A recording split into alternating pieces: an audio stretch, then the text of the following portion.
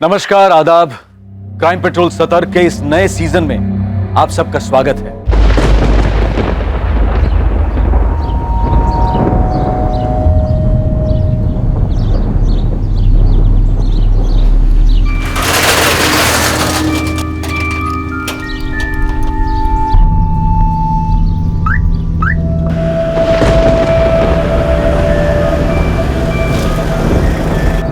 सुन मोहन, मैं निकल रहा हूँ। मेरे पीठ पीछे तुम खिसक मत जाना। क्या साहब, आप भी ललित की चुगली पे यकीन कर लेते हो? ओए चुप कर, मुझे सब पता है। और सुन, ललित 8 बजे आएगा, तब तक गोदाम का ख्याल रखना। ये भी कोई कहने की बात है साहब?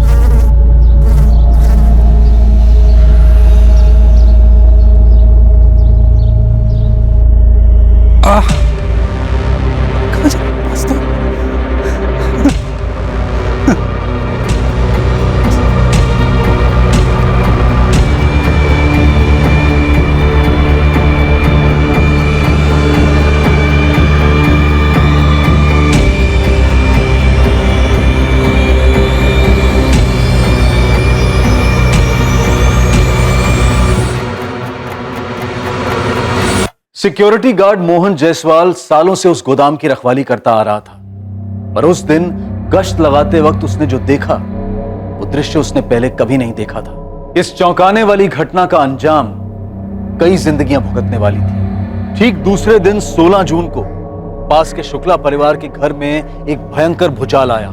यह केस है धौलाकुंज गांव, जिला जबलपुर, मध्य प्रदेश का। माला, तू भी चलना, थोड़ी शॉपिंग कर लियो। तुझे जो चाहिए वो ले लियो। मुकेश ने तेरे लक्ष्मण भैया को पैसे दिए तेरी शॉपिंग कराने के लिए। अरे भाभी, सच में मूड नहीं है। मैं अभी नहीं, थोड़े दिन बाद शॉपिंग करूंगी और खूब शॉपिंग करूंगी। और तब लक्ष्मण भैया से कहूंगी कि नो कंजूसी। अरे कोई कंजूसी नहीं करेगा बाबा, तो अभी तो चल, बाद में फिर शॉपिंग कर लेना। अरे बुआ, क्या नाटक है आपका मूड का? चलो ना, आइसक्रीम खाएंगे, मजे उठाएंगे। अरे भैया, सच में मूड नहीं है। सीधा सीधा बोलना कि तेरी प्लानिंग है मुकेश के साथ फोन पे लंबी लंबी बात करने की। मैंने सुबह ही बात कर ली है। अच्छा बाबा, अगर तुझे नहीं जाना है तो मत जा, लेकिन कम से कम ये तो बता दे चाहिए क्या, बिना ऑर्डर तो दे देगी। अरे क्यों, मेरी ज्वेलरी है तो मैं खुद ही ऑर्डर दूंगी ना। बाबा जैसी तेरी मर्जी। हम तो चले, योगिता के लिए भी कुछ लेना है। चलो हाँ। लेट हो जाएंगे।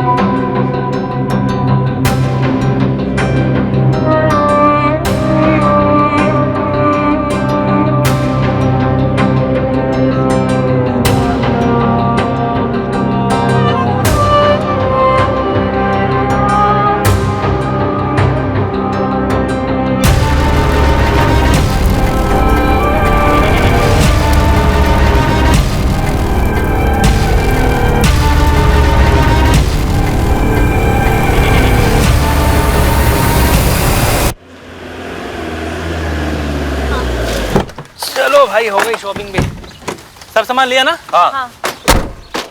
अच्छा, वो दोनों के दोनों लिए थे वो? हाँ, ब्लैक वाला। तो ये धुआं? अरे माला, माला, माला, माला, माला, माला, माला, माला बोतल, माला, माला, माला, माला बोतल, माला बोतल, माला, फोन नहीं उठा रही वो। माला बोतल, पीछे जाके देखो, पीछे जाके देखो। माला बोतल, माला, माला, माला, माला, माला, माला, माला,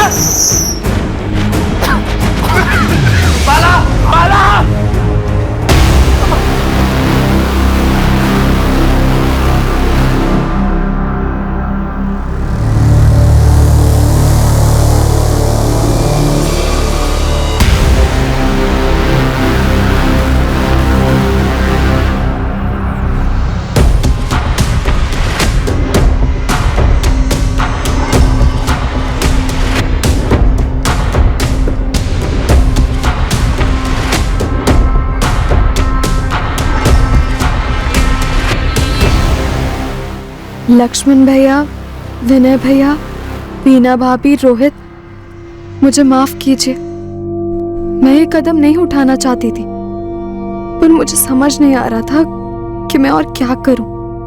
मैं आप लोगों के खिलाफ नहीं जा सकती, पर मुझे ये मालूम है कि जो मेरी लाइफ में होने जा रहा है, मैं उससे कभी खुश नहीं रहूंगी। काश मैं आपको ये बात बता पाती, काश आपको समझा पाती कि मुझे लाइफ से क्या चाहिए और क्या नहीं। आई एम सॉरी, मैं इस रिश्ते से खुश नहीं हूँ, और प्लीज योगिता दीदी की इसमें कोई गलती नहीं है। उन्हें इस बारे में कुछ नहीं पता था, ना ही जीतू जीजू से इस बारे में बात की थी मैंने। और हाँ, इसमें मुकेश का तो कोई कसूर नहीं है। सब लोगों को फिर से सॉरी। आप सबकी माला। योगिता, क्या हुआ? योगिता, कुछ बोलो। माला ने सुसाइड कर लिया। क्या क्या भाभी, क्या बोल रहे हैं आप? चिट्ठी छोड़ के शादी नहीं करना।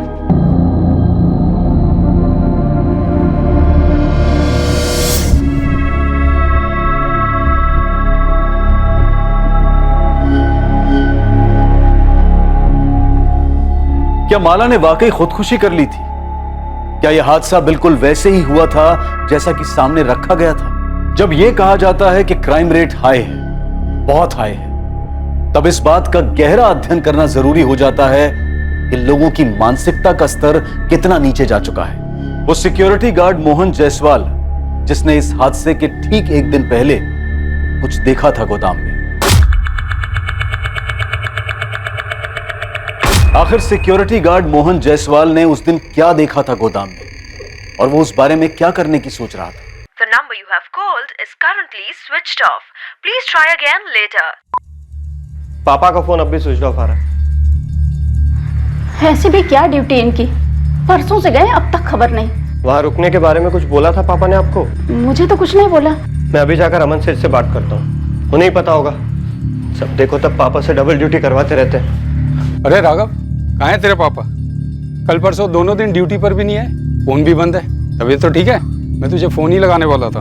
अरे राघव, मैं भी 2 दिन से घर नहीं गया हूँ तेरे पापा की वजह से। तो पापा है कहाँ? 15 तारीख से पापा घर नहीं आए।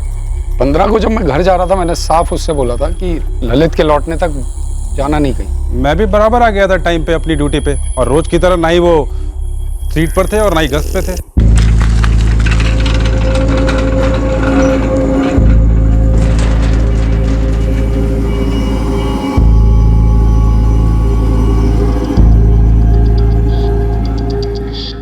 पता नहीं 1-5 मिनट ज्यादा रुकने में क्या जाता है मोहन भाई का। आम चोरी की हद है ये आदमी।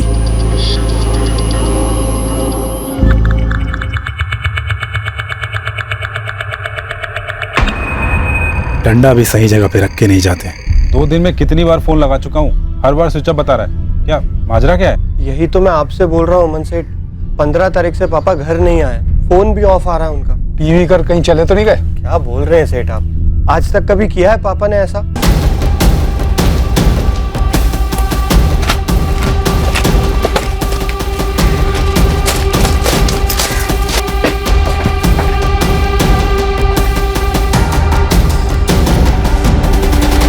तुझे डंडा यहीं पड़ा मिला था? जी सर। इस कमरे में क्या है? ऐसा नहीं है सर, हमेशा खाली पड़ा रहता है। ड्यूटी की टाइमिंग्स क्या है? मोहन जायसवाल सुबह 8 से शाम 8, और ये ललित शाम 8 से सुबह 8। लेकिन सर मोहन भाई 8 बजे के पहले ही हमेशा निकल जाते थे, मेरे आने से पहले ही। ये सेठ जी से मैंने कितनी बार शिकायत की है, आप पूछ लीजिए इनसे। 8 बजे की ड्यूटी होती है, कभी 8:30, कभी 9:30, कभी 10 बजे आते हैं, फिर घूम फिर के मुझे ओवर टाइम ड्यूटी करनी पड़ती है। पर सर ऐसा कभी नहीं हुआ कि पापा घर ना आए, चाहे जल्दी निकलते हो काम से या लेट पहुंचते। पीते थे? ज्यादा नहीं, कभी कभार पीते।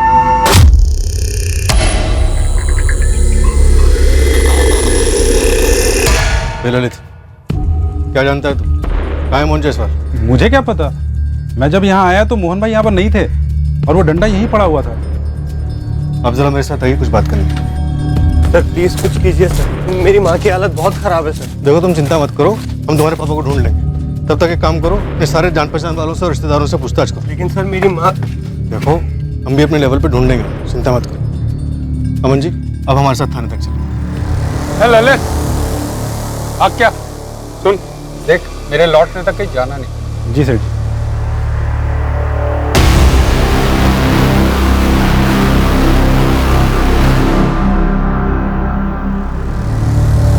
देखा मैंने किस तरह आप देख रहे थे ललित, उस पर कोई शक है?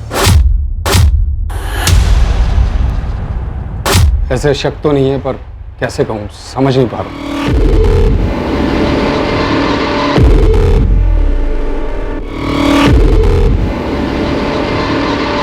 सीधे सीधे साफ साफ बताइए किस बात का शक है उसमें? ललित मेरे पास 1 महीने पहले एक ऑफर लेकर आया था। हाँ ललित क्या बात है? सेठ जी वो मोहन भाई पूरा 1 घंटा लेट आए हैं आज। हाँ हो गया लेट तो क्या हुआ? तो तेरे बाप का क्या जाता है बे? ये क्या तरीका है बात करने का मोहन भाई? तो और कौन सा तरीका तेरे से बात करने का बे? अरे 1 घंटा बहुत होता है, मैं कुछ बोलता नहीं तो आप उसका फायदा उठाते हो। हो गया लेट, जो उखाड़ना उखाड़ ले, घर जा अपनी बीवी के पल्लू में घुस जा, समझा तू? मैं उससे बात करूंगा कि तमीज से पेश है। बात सिर्फ तमीज की नहीं है सेठ जी, और ना ही लेट आने की है। आदमी बुढ़ा हो गया है, कल को कोई गोडाउन में घुस गया तो क्या कर लेगा वो? आपने भी उसे बेकार में रख रखा है सेठ जी। ललित देख मुझे मत सिखा क्या सही है और क्या गलत। चल जा। अब जो कहने आया था वो तो कह दूं। अब और क्या कहना था? सेठ जी मेरा भाई है नानू, वो धनबाद में चौकीदारी कर चुका है, बड़ा ही तगड़ा बंदा है सेठ जी। आप ये मोहन भाई को रिटायर कर दो, उनको 10,000 देते आयो और ये 8,000 में ही मान जाएगा, और हम दोनों मिलके एकदम परफेक्ट चौकीदारी कर लेंगे। यही कहना था? प्रस्ताव फायदे का है मालिक, 2,000 बच भी जाएंगे और दोनों 24 घंटे अच्छे से ड्यूटी भी कर लेंगे। मुझे किसे रखना है और किसे निकालना है ये मैं तय करूंगा, और आइंदा से ऐसा ऑफर लेकर मत आना। तो मोटा मोटा आप ये कहना चाहते हैं कि ललित ने मोहन के साथ कुछ कर दिया? देखिए सर मैं ऐसा तो नहीं कहूँगा, लेकिन 2 बातें। एक तो ऐसा नहीं है कि डबल शिफ्ट नहीं लगती दोनों की, हो जाती है कभी कभार, लेकिन पूरे 2 दिन और 2 रात ड्यूटी हो ऐसा होता तो नहीं है वैसे। और दूसरी बात, मोहन जी घर भी नहीं पहुंचे और 2 दिन ड्यूटी पर भी नहीं आए, और ये बात मुझे ललित के बच्चे ने बताई ही नहीं, वो तो राघव ने आकर बताया मुझे। वो क्या है ना कि रोज रोज मैं गोदाम जाता भी नहीं। अच्छा किया अमन जी जो आपने ये सब हमें बता दिया। दीपक अमन जी के गोदाम जाओ और इस वॉचमैन ललित को उठाओ। जी सर। सेठ पापा को कुछ हुआ तो नहीं है ना? देख राघव मुझे भी चिंता है, लेकिन मुझे पूरा यकीन है कि कुछ नहीं होगा। अब देख पुलिस वाले लगे हैं, कुछ ना कुछ तो पता चलेगा। ठीक है?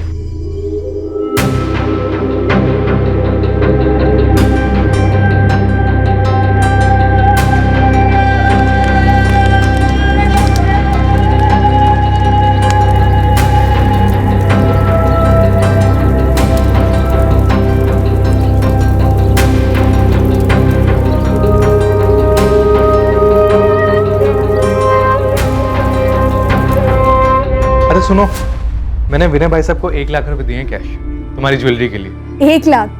1 लाख में तो आर्टिफिशियल ज्वेलरी तक नहीं आएगी, और मैं बेवकूफ डायमंड वायमंड के बारे में सोच रही थी। अरे बाप रे, मतलब शादी से पहले ही कंगाल करने का इरादा है तुम्हारा? तो ना करो ना शादी, अभी तो सिर्फ एंगेजमेंट हुई है, अभी भी कुछ बिगड़ा नहीं, कैंसिल कर सकते हो। मतलब एक डायमंड के लिए तुम शादी कैंसिल कर दो?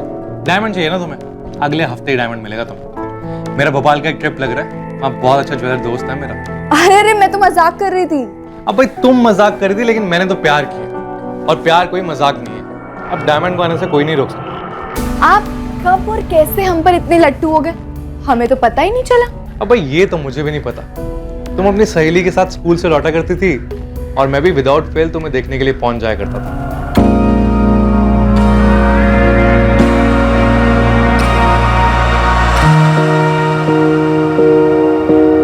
अच्छा, मतलब मुझ पे नजर रखी हुई थी? अब नजर तो रखनी पड़नी थी ना, शादी जो करनी थी। वैसे मैं तो तुम्हें सिर्फ देखता था, बाद में भैया भाभी से बात की, तुम्हारा हाथ मांगा और तुमने भी ओके बोल दिया। हमें भी आप इतने बोरिंग नहीं लगे। ओहो, बड़े काइंड है जी आप, बड़े काइंड है।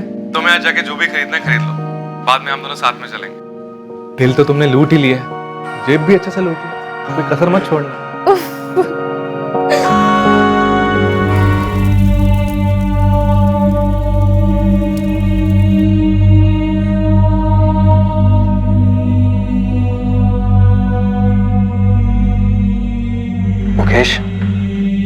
हमें कोई आइडिया नहीं था कि माला दुखी थी। नहीं भैया, माला किसी भी एंगल से दुखी नहीं थी। सुबह ही तो हमारी बात हुई थी, अच्छे खासे मूड में थी वो। शादी नहीं करनी थी तो बोल सकती थी मुझे, बहुत खुलकर बात होती थी हमारे बीच।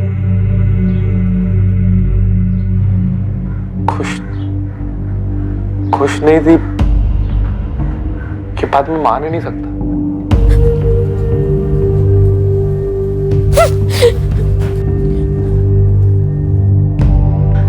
योगिता, संभालो खुद को, अपने खातिर नहीं तो अपने बच्चे के खातिर। भाभी ऐसा क्या खाया जा रहा था उसे?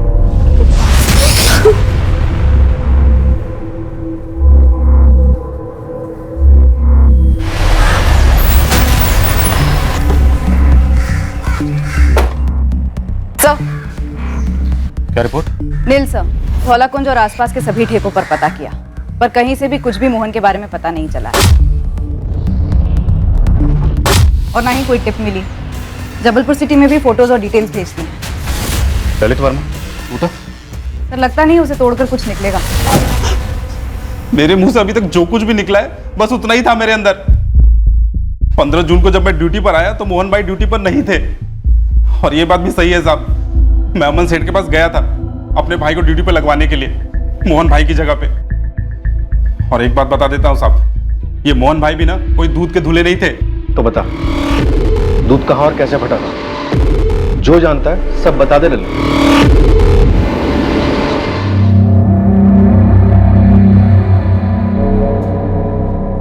ये कमरा हमेशा खाली रहता? जी साहब।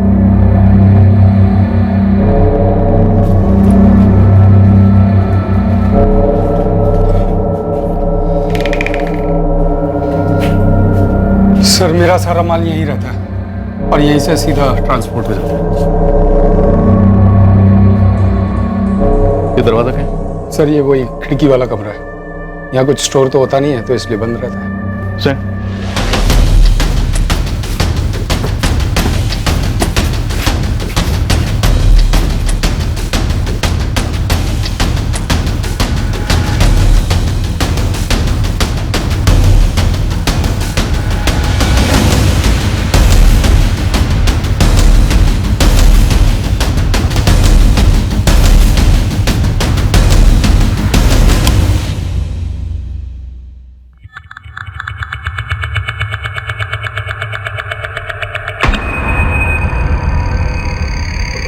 ललित को डंडा यही मिला था जो मोहन जायसवाल इस्तेमाल करते हैं? सर, ललित ने बताया तो यही था। ये खिड़की हमेशा खुली रहती है? सर, ऐसे मैंने कभी ध्यान नहीं दिया। अच्छा, ये ललित बता रहा था कि मोहन जायसवाल कुछ टेढ़े किस्म के आदमी। सर, मैं उन्हें टेढ़ा तो नहीं कहूँगा, पर हाँ लड़ाकू किस्म के हैं। अब उम्र भी हो गई है और फिर मेरे यहाँ मेरे पिताजी के समय से काम कर रहे हैं। किन किन लोगों से झगड़ा हुआ था? ऐसे कुछ खास नाम तो नहीं जानता, पर एक होता है ना, कुछ कह नहीं सकते, कब भड़क जाए कब कुछ बोल दे। अच्छा, मोहन जायसवाल की पहले भी कोई हिस्ट्री इस तरह की, मतलब बिना बताए घर से जाने की? नहीं सर, ऐसा कभी कुछ सुना तो नहीं।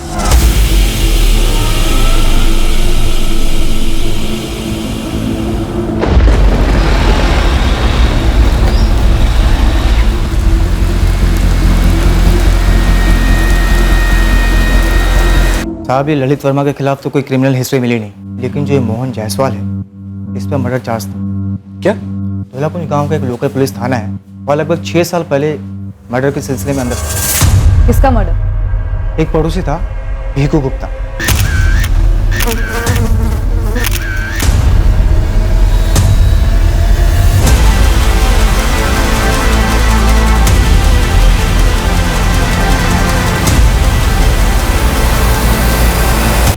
पानी को लेकर रोज झगड़े होते थे हमारे। इस भीखू की जोड़ी रोज मेरे पाइप से पानी चुराती थी तो बच जाती थी भीखू से हमारी। अब पानी के लिए उसका मर्डर करूंगा क्या? कौन जायसवाल? चाकू कहाँ फेंका तूने? चाकू चलाया नहीं तो फेंकूंगा कहाँ से? फेंक तो आप इंस्पेक्टर, झूठा इल्जाम लगा रहे हैं मुझ पे। आखिरी बार कह रहा हूँ, मैंने भीखू का मर्डर नहीं किया। अब जो उखाड़ उखाड़ लो। पुलिस उसके खिलाफ कोई केस बना नहीं पाई तो उसे छोड़ दिया गया, लेकिन भीखू गुप्ता का लड़का विक्की मोहन के पीछे हाथ धोकर पड़ा हुआ था। अरे कीचड़े कीचड़।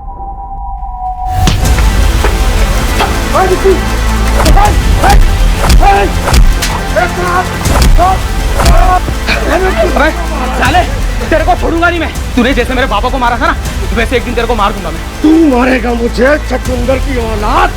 सुन कान खोल के, मैंने तेरे बाप को नहीं मारा, लेकिन तेरा बाप एक नंबर का अच्छे चोरा था।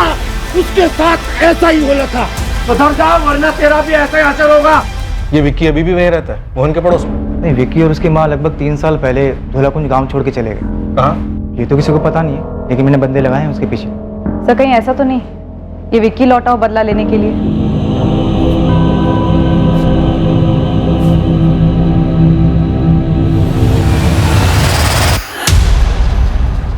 कौन है भाई? तेरी मौत मोहन जायसवाल तो पिछले 6 साल से तेरा इंतजार कर रही है। एक एक बॉक्स उठाओ, चेक करो सब जगह।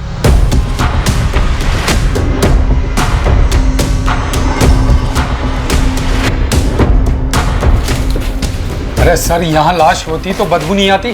अपना जुर्म छुपाने के लिए लोग क्या कुछ नहीं करते मल्लाल जी। इस बात का एहसास तो हमें भी कि मोहन जायसवाल को गायब हुए 5 दिन हो गए, तो जिंदा तो नहीं बचे होंगे, लेकिन उनकी लाश जरूर मिलेगी, और यहीं कहीं मिलेगी।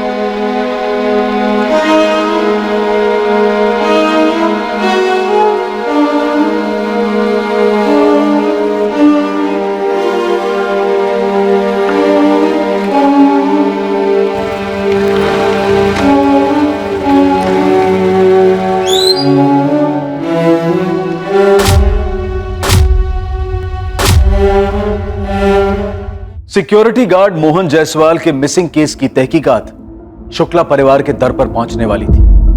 वही शुक्ला परिवार जहां शादी के कुछ ही दिन पहले माला शुक्ला ने आत्महत्या की थी।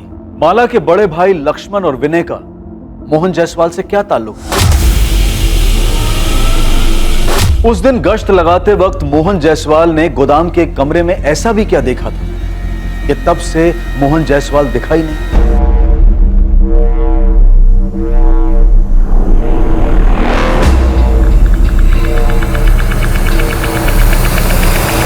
उस रात एक साजिश जन्मी थी। एक षड्यंत्र रचा गया था कई अड़चनों को एक साथ पार करने के लिए। कई निशानों पर एक ही तीर साधा गया था। ये अड़चनें किसकी जिंदगी में थी, क्या थी, रची गई साजिश क्या थी और साजिश रचने वाला कौन था? ये सारे सवाल तहकीकात करने वाली पुलिस टीम पर हावी होने जा रहे थे। छल का चक्रव्यूह पेचीदा था।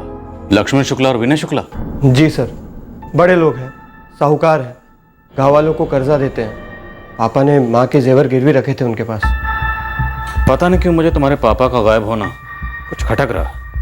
तुम्हारे पापा भिकू गुप्ता के मर्डर केस में भी अरेस्ट हुए थे ना? छूट भी गए थे, उन्हें फंसाया जा रहा था। कौन फंसा रहा था? पता नहीं, लेकिन सर मुझे शक है शुक्ला बंधुओं पे। उन्होंने 2 हफ्ते पहले पापा को धमकी दी थी। बस बस, इतना शोर क्यों कर रहे हो? अरे मेरी जोरू के गहने तो है गिरवी तुम्हारे पास। जेवर बेच के 30,000 में नहीं आएंगे। कर्ज तुमने 2 लाख का ले रखा है। 1 साल का बोल के तुमने पैसे लिए थे, लेकिन पूरे 2 साल हो गए, सूद का 1 पैसा तक नहीं आया। नहीं आया क्योंकि कमाई नहीं हुई है विनय जी। ऐसा भी नहीं, हम कोशिश नहीं कर रहे, खर्चे भी तो इतने हैं। हमारे खर्चे नहीं है, सूद तक देने की औकात नहीं है तुम लोगों की, तो कर्ज लेते क्यों? 1 महीने की आखिरी मोहलत दे रहे हैं। घर बेचो है, जो बेचना है बेचो, असल रकम और सूद दोनों लौटा देना। 1 महीना जाया जाएगा, हो ना पाएगा। नहीं दूंगा, जो करना है कर लो। मोहन, महीना जाया नहीं जाएगा, 1 महीना इंतजार करें, उसके बाद देखना हम क्या क्या करेंगे। तुम लोग जो कर रहे हो ना वो हम भी कर सकते हैं। ये मत समझना कि तलवार सस्ती है तो धार नहीं होगी। चलो यहाँ से निकलो। सर धमकी तो मोहन जायसवाल ने हमें दी थी, हम कुछ क्यों करेंगे उसके साथ? वो आप लोगों के पैसे जो नहीं लौटा रहा था, और धमकी तो आप लोगों ने दी थी उसे। 1 महीना इंतजार करेंगे, उसके बाद देखना हम क्या क्या करेंगे। सर अगर लेनदार देनदार को मार देगा तो फायदा क्या होगा? पैसे तो नहीं मिलेंगे ना वापस। सुकून तो मिलेगा, भड़ास तो निकलेगी। और ये पहली बात तो नहीं होगी कर्ज ना लौटाने पर हत्या कर दी गई। अगर ऐसा कुछ होता तो हम उसे 1 महीने की मोहलत और क्यों देते? सर ये तो हमें आप लोगों से मालूम पड़ रहा है कि मोहन लापता हो चुका है। सर मोहन के बच्चे ने कई लोगों से पैसे उधार लिए हुए थे और लौटा नहीं रहा था। वो सबको एक साथ गुमराह करने के लिए ये गायब होने का ढोंग कर रहा होगा। आप एक काम कीजिए, हमारे सरपंच धर्मेंद्र जी से बात कीजिए, वो आपको बताएंगे कि मोहन जायसवाल चीज क्या है।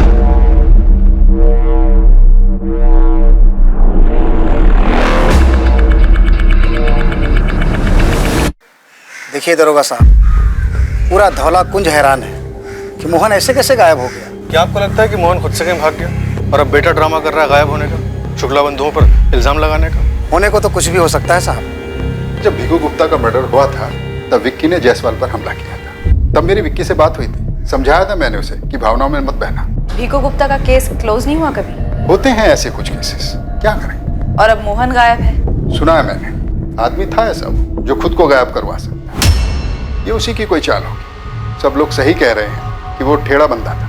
इस शुक्ला बंधु 2 लाख के लिए किसी को नहीं मारेंगे। मैं तो कहता हूँ किसी भी रकम के लिए नहीं मारेंगे। पुश्तों से साहूकारी करते आ रहे हैं और तो और इस वक्त शुक्ला परिवार में भयंकर शोक है साहब।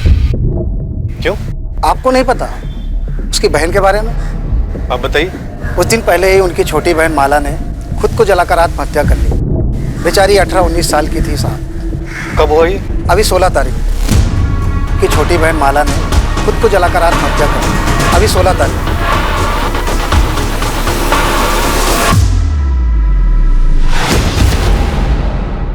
समझा नहीं मोहित, तुम्हें मोहन के गायब होने और माला के सुसाइड में क्या कनेक्शन दिखता है? सर 15 जून को मोहन गायब हुआ और 16 को माला का सुसाइड। दोनों को जोड़ने का लॉजिक क्या है? सर मोहन का बेटा राघव, उसने शुक्ला बंधुओं पे आरोप लगाया। दोनों केसेस में कनेक्शन तो बनता है, तो इस कनेक्शन को टटोलना भी बनता है। सर मोहन जायसवाल के फोन रिकॉर्ड्स आ गए। कुछ मिला? उसके फोन का आखिरी लोकेशन गोडाउन में ही था। 15 जून को 5:45 पर फोन स्विच ऑफ हुआ है।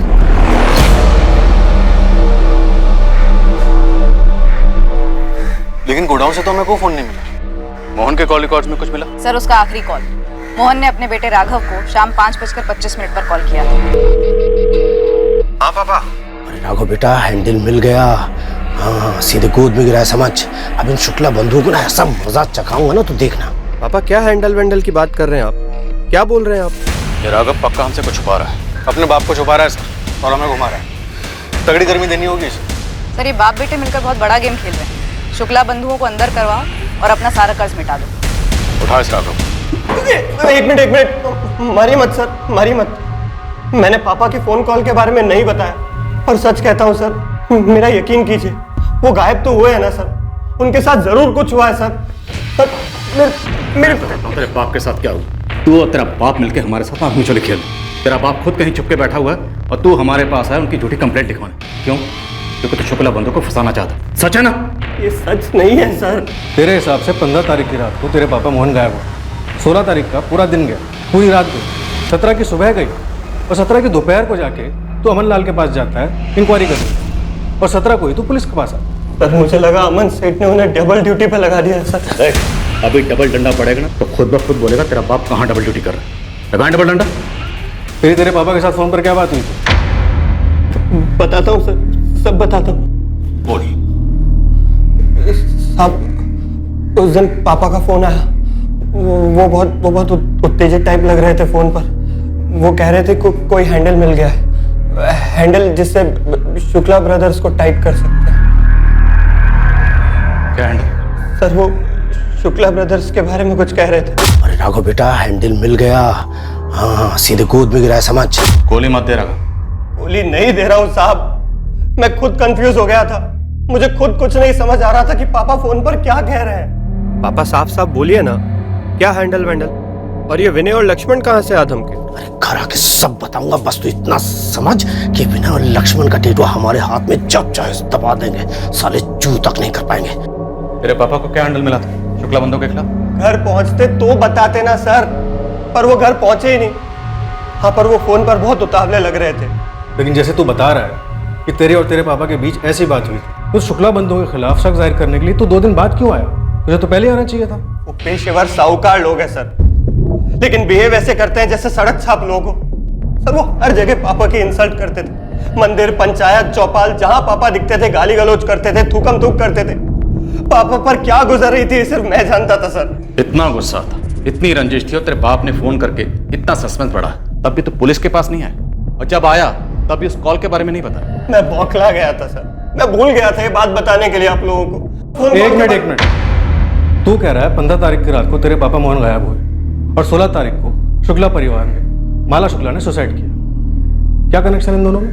मुझे क्या पता क्या कनेक्शन है सर, मैं सिर्फ अपने पापा को ढूंढना चाहता हूँ। प्लीज मेरी हेल्प कीजिए सर, उन्हें ढूंढिए सर प्लीज। मोहित, तुम्हारी थ्योरी में दम तो लगता है। 15 जून को गोडाउन में कुछ देखने के बाद मोहन जायसवाल ने अपने बेटे राघव को फोन किया कि उसे विनय और लक्ष्मण के खिलाफ कुछ मिला है, और उसी रात मोहन गायब हो जाता है और अगले दिन माला शुक्ला सुसाइड कर लेती है। हाँ सर, कनेक्शन तो लग रहा है, पर माला का सुसाइड, वही सोच रहा हूँ क्या कनेक्शन हो सकता है। यंग लड़की थी सर, खबरी गोविंद की टिप आई है, माला का सुसाइड गड़बड़ लग रहा है। मामला थोड़ा नाजुक है मैडम। धौलाकुंज गांव के थाने के इंस्पेक्टर है ओमकार यादव साहब। आप मिले उनसे कभी? हाँ मिली हूँ। क्यों? खुलकर बोल।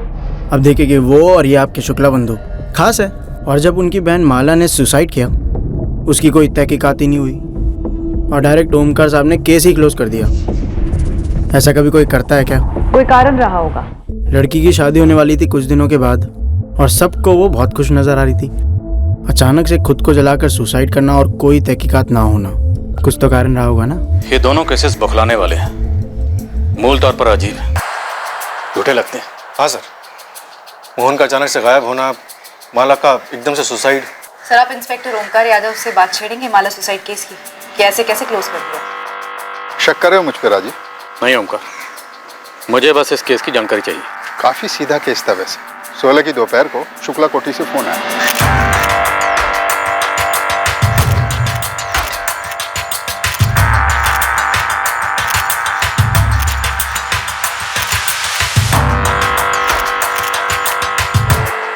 कुछ नहीं बचा था, हड्डियां गलने लगी थी, मांस जल चुका था, ऊपर से माला की सुसाइड नोट थे, सब कुछ क्लियर था।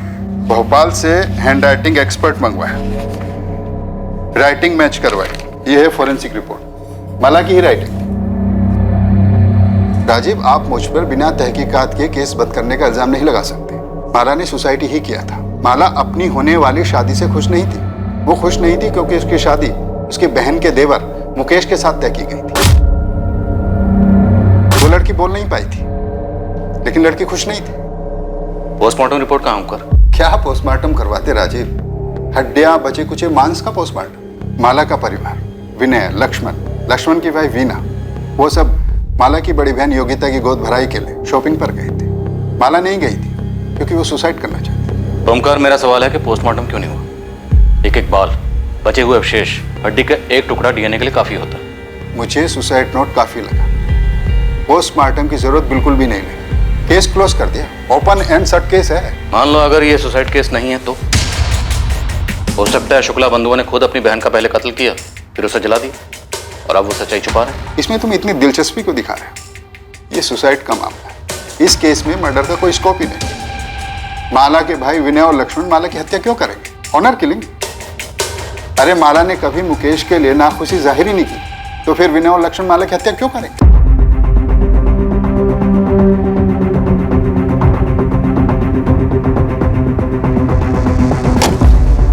भाई साहब, वो मुकेश को उठा के लेके गई है। कौन? सोमानीपुर पुलिस स्टेशन की पुलिस, जो मोहन जायसवाल केस में तहकीकात कर रही है। तो मुकेश का मोहन जायसवाल से क्या लेने देना है? पता नहीं भाई साहब, वो माला के सुसाइड केस में अपनी नाक अड़ा रही। माला के सुसाइड केस से उनका क्या मतलब है? चल क्या रहा है? मुझे आइडिया नहीं है लक्ष्मण भैया, मैं ऑफिस में था जब वो मुकेश को उठा के ले गए। जीतू, क्या मुकेश को वाकई ऐसा लगता है कि माला ने सुसाइड नहीं किया है? तुम भाइयों ने कुछ गलत किया है? मुझे नहीं पता भैया, मुझे बस इतना पता है कि मुकेश को यकीन नहीं हो रहा है कि माला उसके साथ नाखुश थी और उसने आत्महत्या कर ली उसकी वजह से। क्या हुआ भाई साहब? भाई साहब, मैंने ओमकार साहब से बात की लेकिन वो अपने हाथ खड़े कर गए।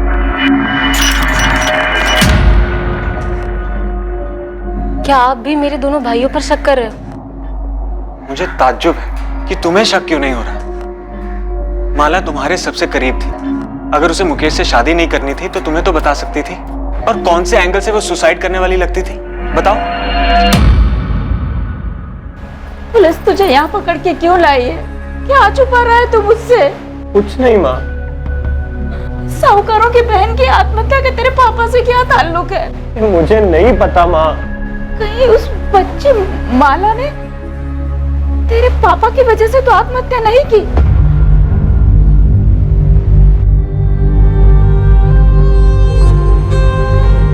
हैंडराइटिंग मैच की गई, माला की है। तुम्हें लगता है जबरदस्ती लिखवाया गया होगा? माला को उसके भांजे ने मारा। मुकेश, हम जानते हैं कि तुम्हारी तरफ से प्रेम था, एंगेजमेंट हुई, माला भी इस एंगेजमेंट से खुश थी, सच है ना? 2 महीने पहले एंगेजमेंट हुई, 4 महीने बाद शादी थी, फिर अचानक ये सुसाइड। मोहन जायसवाल को जानते हो? जानता तो नहीं सर, पर सुना है वो गायब है। कोई वॉचमैन था गोदाम में।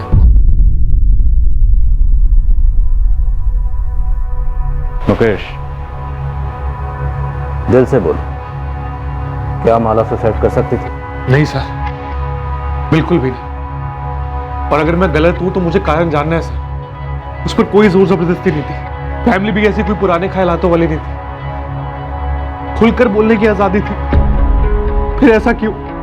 ये जो सुसाइड बोल रहे हैं, उसके चंद घंटों पहले हमने फोन पर बातें की थी, रोमांटिक बातें। क्या चाहिए सबूत? आप कब और कैसे हम पर इतने लट्टू हो गए? हमें तो पता ही नहीं चला। नेहा माला की बेस्ट फ्रेंड थी, मैंने उससे भी पूछा,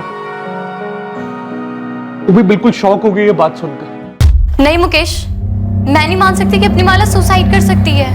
नेहा, मेरे लिए सच जानना बहुत जरूरी है। प्लीज मुझे बता, कोई और था? आज तक माला ने ये नहीं कहा कि वो तुमसे नाखुश है, और नहीं उसके बर्ताव से ऐसा कुछ लगा मुझे। शादी अगर नहीं करनी थी तो रिश्ते को मना कर सकती थी। कोई बंदूक लगाकर सर पर नहीं खड़ा था, अपनी मर्जी से हाँ की थी, अपनी मर्जी से एंगेजमेंट भी की, फिर शादी ना करने के लिए सुसाइड कर लिया। गड़बड़ तो है सर, पर क्यों है, कैसे है, क्या है, ये मैं नहीं जानता हूं।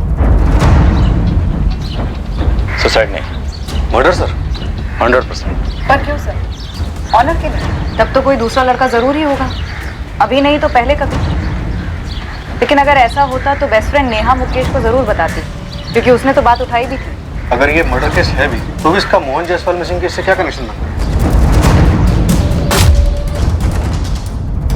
मोहन जायसवाल पहरा दे रहा था, गश्त लगा रहा था, और उसने खिड़की से गोडाउन के कमरे में जरूर कुछ ऐसा देखा होगा। और जो उसने देखा वो माला से कनेक्टेड, शायद, क्योंकि उसके तुरंत बाद उसने अपने बेटे राघव को फोन करके ये कहा कि उसे हैंडल मिल गया शुक्ला बंधु को ब्लैकमेल करने का। ब्लैकमेल? बिल्कुल, शायद मोहन जायसवाल ने कुछ ऐसा देखा होगा जिसे लेकर वो शुक्ला बंधु को ब्लैकमेल कर सकते थे। और गुस्से में विनय और लक्ष्मण ने अपनी बहन माला का कत्ल कर दिया।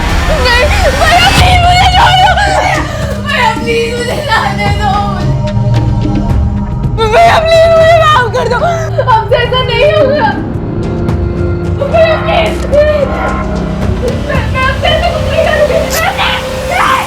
सर थ्योरी में ही सही, 2 और 2 जोड़ें और ये मानकर चलें कि ऐसा ही हुआ, तो मोहन ने अमन लाल के गोदाम के कमरे में कुछ ऐसा देखा जिसका कनेक्शन माला से था। उसने विनय और लक्ष्मण को ब्लैकमेल करने की कोशिश की, जिसके चलते उन्होंने माला का कत्ल कर दिया। फिर मोहन, उसका उन्होंने क्या किया? उन्होंने सगी बहन को नहीं छोड़ा, मोहन को छोड़ेंगे? सुसाइड केस फिर से खुला तो वो लोग हमारे पीछे लग जाएंगे। विनय, माला ने आत्महत्या की है, यही सच है। जी भाई साहब, और यही सच रहना भी चाहिए। अगर हम इसी थ्योरी को लेकर आगे बढ़ते हैं तो सवाल ये पैदा होता है कि मोहन जायसवाल ने उस रात कमरे में ऐसा क्या देखा होगा, ऐसा क्या सीरियस माजरा होगा जिसकी वजह से शुक्ला बंधुओं ने अपनी सगी बहन माला शुक्ला का कत्ल कर दिया। बॉयफ्रेंड सर, हो सकता है मोहन ने उस रात माला को अपने किसी बॉयफ्रेंड के साथ वहां देखा होगा। जो जाहिर तौर पर मुकेश नहीं होगा, फिर ब्लैकमेल नहीं हो पाता। तो हो सकता है माला की जिंदगी में कोई दूसरा हो जिसका मर्डर हुआ या सुसाइड, जिसके साथ वो भागने का प्लान कर रही है। एग्जैक्टली, कोई ना कोई तो दूसरा था या शायद है, और ये जो भी दूसरा है यही इन दोनों केसेस की कड़ी है।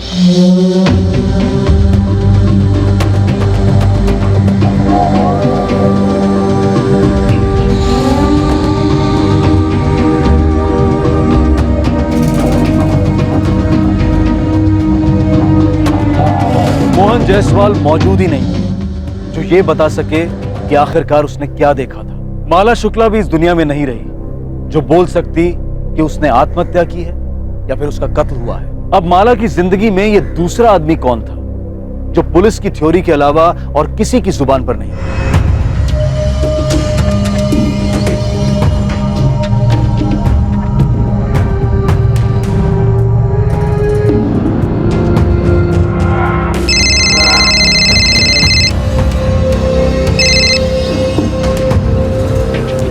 आकाश बोल।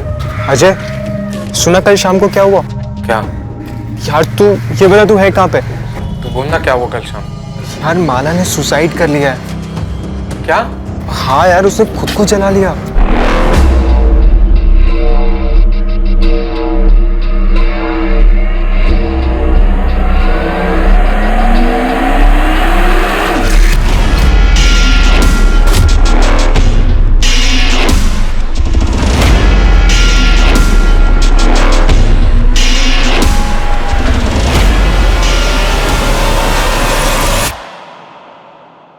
ये अजय कुशलपति इन दोनों केसेस की चाबी था।